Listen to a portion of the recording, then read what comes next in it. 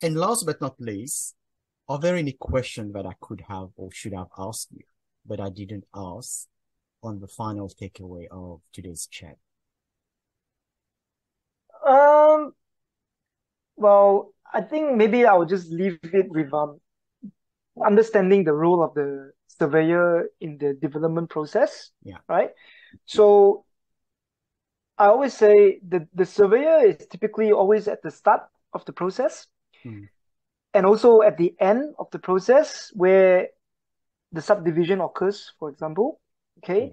But also in the middle of the process where construction Construction, surveyors yes. are Mm, also involved. yeah. So I would say that if you're interested in developing or to do any sort of development, a surveyor would be a good contact to have because they would be all across every stage of a development, and Mm, they should be able to advise you or at least point you in the right direction when you're stuck somewhere or someplace. right, right. So in terms of a surveying regulation or legislation, how often do those get updated? Is that common Um, or? so the last update was in 20, well, there's a few legislations relating to surveyors. Mm, So the main one is the Surveying Act 2004. So that's the one that pretty much governs the licensed surveyors. yeah. Okay. So that was last updated in 2004, but there are associated regulations as well that are related to this act, and those get updated sometimes every 2 years or every 5 years, and so on and so forth. But for the most part, um, just understand that licensed surveyors, when they do a survey, they have to follow the law.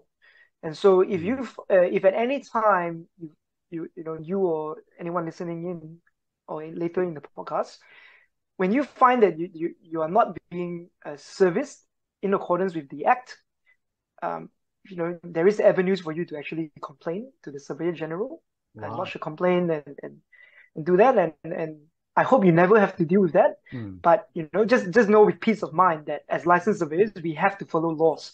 Even everything regarding a title survey, for example, there's specific parameters we have to follow. yeah. Um, so just have peace of mind that when we get licensed, we have to follow the law under the Surveying Act.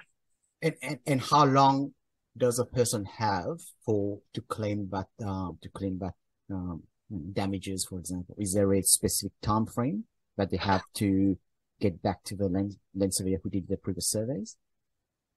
As in terms of if a mistake happened from the Yes, if there's licensed a surveyor. mistake happen and so on, yeah. Yeah. So typically the surveying board, they will accept cases that are within 1 year. Oh, Okay. within 1 year. So as long as it's within 1 year, they have the authority to prosecute or well first run an investigation and Mm, then prosecute. Okay. right. Yeah, yeah. Okay. Mm. Um, what is the best way for people to get in contact with you for your professional services, Francis? Sure. The best method is through our website. Yes. It's primelandconsultants.com.au, or our social media where we are quite active on Instagram. Yes. So Instagram is something that we check every day. But otherwise, all our contact information can be found on our website Yep. as well. So it's primelandconsultants.com.au. Consultant.com.au. Yes. Okay, beautiful. All right, Francis, I really appreciate you coming on this chat today and explaining a bit more about the intricacies of land surveying. I really thank you for that.